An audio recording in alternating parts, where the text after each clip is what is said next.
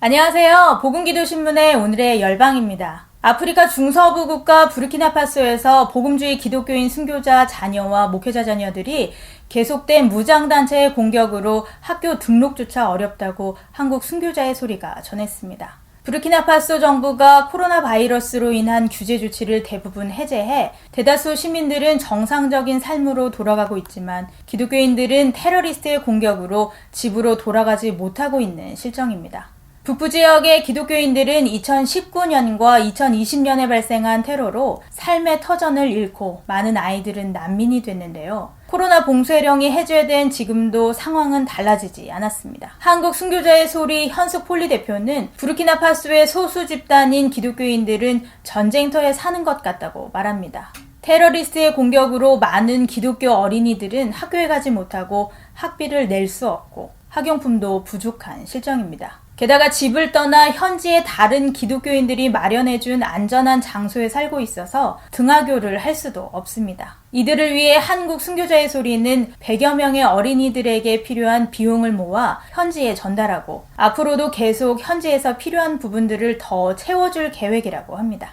현재 부르키나파소 기독교인들에게는 가슴 아픈 이야기가 많습니다. 엘리 목사는 가족과 함께 피신했다가 몇 가지 물건을 가지러 집에 잠깐 들렀는데 테러리스트에게 칼에 찔리고 총에 맞아 죽임을 당했습니다. 그는 아들에게 영원히 잊지 못할 이야기를 남겼는데요. 40여 명의 테러리스트에게 포위됐다는 사실을 알게 된 엘리 목사는 10살 된 아들에게 자신은 곧 예수님을 만나게 될 것이라며 아들을 도망치게 했다는 것입니다.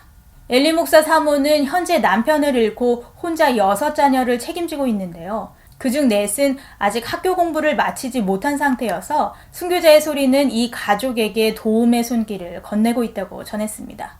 이처럼 부르키나파소 기독교인들은 코로나 바이러스가 유행하기 전부터 이미 매우 어려운 상태였는데 여전히 계속되고 있는 이슬람 무장 집단의 공격에 기독교인들은 생존 자체가 어려운 상황이라고 합니다. 현재 부르키나파소 인구 2천만 명 중에 개신교 기독교인은 겨우 3%에 불과한데요. 그나마 이슬람 극단주의자들의 공격에 노출되어 있는 실정입니다. 부르키나파소에서 아직 이슬람 극단주의자들에게 공격을 받지 않는 현지 교회들이 최대한 돕고 있지만 그들의 능력도 이제 한계에 이르러 외부의 도움이 절실하다는 것입니다. 이에 전 세계 여러 나라에 있는 순교자의 소리가 협력해서 기독교인 순교자 자녀와 난민이 된 목회자 자녀 440명의 학비와 교통비를 책임지기로 한 상태입니다. 박해 가운데 있는 부르키나파소의 성도들을 지켜주시고 성도들의 순종의 삶을 통해 살아계신 하나님이 전파되어 속히 하나님 나라가 이 땅에 임하게 해달라고 기도해주세요. 북한에서 종교자유 침해 피해자 대부분이 기독교인인 것으로 나타났습니다. 북한의 인권 문제 전문 비영리 단체인 한국미래 이니셔티브가 지난 27일 국제종교 자유의 날을 맞아 홈페이지를 통해 북한 내 종교의 자유 침해 실태를 보고했는데요.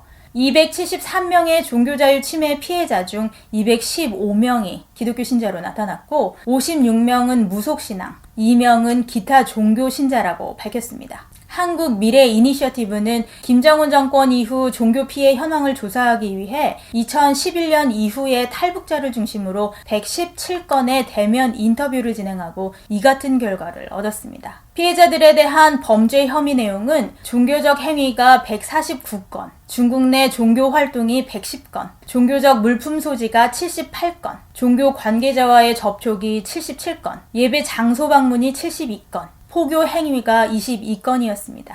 한 명의 피해자가 다수의 범죄 혐의를 갖고 있는 경우도 있었습니다.